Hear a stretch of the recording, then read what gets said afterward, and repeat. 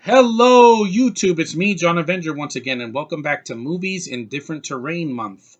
Now we're going underwater for this one, mostly, and that is the DC animated Justice League movie. No, Jaquez, it's not the 2017 movie. It's Justice League Throne of Atlantis. Yes, I finally got to see this a month ago, and it's pretty freaking awesome. If you like the Aquaman movie from 2018, this is just as enjoyable. And guess what? Mira is done better in this movie. Yeah, that's a that's a slap in the face to freaking what's her face, Amber Heard, who played her in the first movie. Awful. Anyway, next, let's read the synopsis. Blood is thicker than water. Darkness, mystery, legend. These are the whispers that echo through the time regarding Atlantis.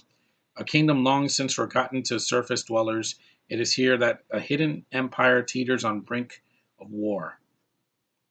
When a military submarine traversing this remote domain is attacked, Cyborg plunges to the murky depths to investigate the wreckage. When he encounters is a threat powerful enough to rally together the newly formed Justice League. Meanwhile, thousands of feet above the ocean floor, wanders the lone drifter Arthur Curry, aka Aquaman, a man with strange powers who may be the last chance to bridge the ancient Atlantean world and our own.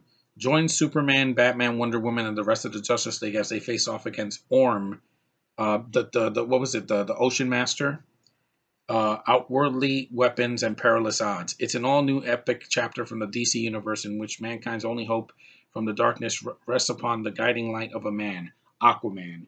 Yeah, that's pretty much it. And the movie, there are flaws. I think the movie's too short. I know these are DC animated movies. It can't be 2.5 hours like the DCU films, but the film's only 72 minutes long. There's some characters that have nothing to do, like Shazam is there, doesn't really do much, and I really wish he did because I love Shazam. uh, Flash is in the movie. It's good to see he's not on the cover. I wish they had put him on the cover. Uh, but like I said, what they did right is the animation is it rocks. The action sequences are freaking breathtaking. I love the voice cast. Here you have what you call he has Matt Lanter. Yes, that's right. Anakin Skywalker from the Star Wars Clone Wars cartoon as Arthur Curry Aquaman. Pretty badass. You have Samali Montana as Mira. I never heard of her. Or Montano. She's Asian. Yeah, she was in Nip Tuck, Hancock, Commander in Chief. She's done some video games. She's she's Filipino and Thai, so she's Asian. Yeah, bear with me. You also have who else? Who does Orm? You have Sam Witwer as Orm, Ocean Master. He sounds like Loki from the Avengers. I mean, his voice sounds just like it. You have Serena Irwin as Queen Atlanta.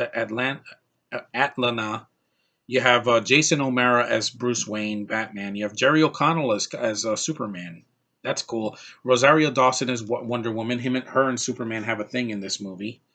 You have Christopher Gorham as Barry Allen, the Flash, one of my favorites.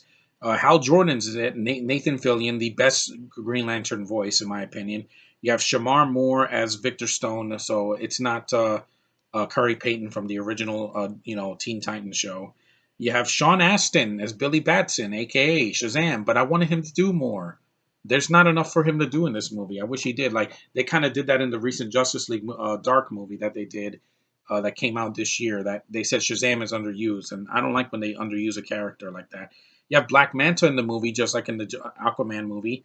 You have Sarah Charles. You have Stephen Bloom as Lex Luthor and Cyborg's armor. You have Patrick Kavanaugh as Jimmy Olsen.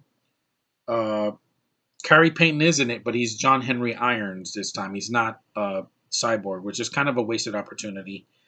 But the film is good. The critical reception was mixed. It says Forbes felt that the film retrolled old ground with Aquaman's origin and it paled in comparison to Justice League two-part episode The Enemy Below. I have not seen that, but it's there's things about it I like better than the 2018 movie. Like I said, Mira has more to do here. She's badass. She's a character that holds her own. She's not just Aquaman's girlfriend and just stands there like Amber Heard did. I don't like her, guys.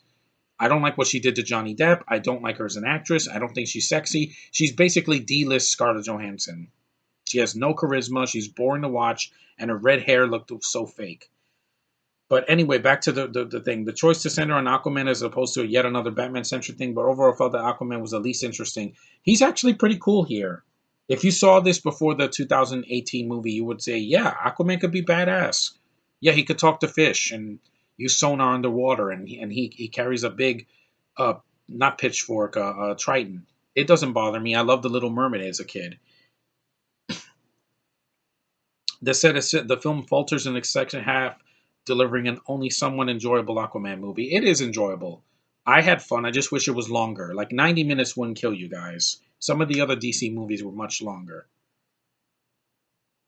It says a nice cut of nearly all the TV animation and falls just short of feature films, of course. It says It says the voice cast, however, for the Bad Loose is mostly downhill from there for into motivations. Brian would give the film a relatively positive, saying that the DC Universe animated original movies remain an area where DC consistently outclasses Marvel. Yeah, because Marvel doesn't make a lot of animated films. They make a lot of animated shows on Disney or on Netflix or something like that. On the Disney streaming service, which they're going to do live action shows.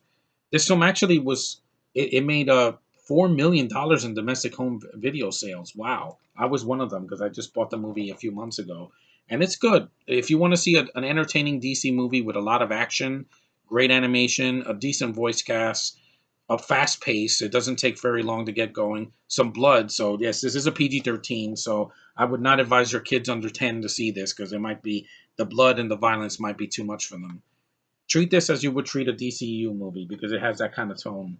It's not dark and gritty, but it does have some moments of adult themes that There's even a scene where they have to defuse a bomb before it goes off in the city, but it mostly takes place underwater. They're in the city at first, and then they go underwater to meet up with Aquaman. So at least it's a different terrain underwater instead of just another city all the way through. And like I said, the action is really good. The voice acting is mostly sound. There's characters that could have been used more, but I like it. And I think this is a good movie. If you haven't seen it, it's a good Justice League movie. And it's definitely a step up from other Justice League movies. And yeah, Warner Brothers, you did a good job. I like the artwork. Um, and like I said, Mirror was done better here. So I can say that. So give this a watch. If you've never seen it, you can. I think you can see it on the DC streaming service, and there's DVDs of this at Dollar Tree. If you can find a good Dollar Tree that has DVDs, you can find this for $1, and I got it. It was worth it. DC does a lot of these good animated films that are available cheaply, so it won't be hard to find. But I'm glad that I got to finally see this. It's good. It's hard to see in this room, but it's okay, guys. Soon I'll have electricity in my room again, and you'll be able to watch all my posters and everything I put for this fall. But thanks for watching. Take care, and I'll see you in the next one.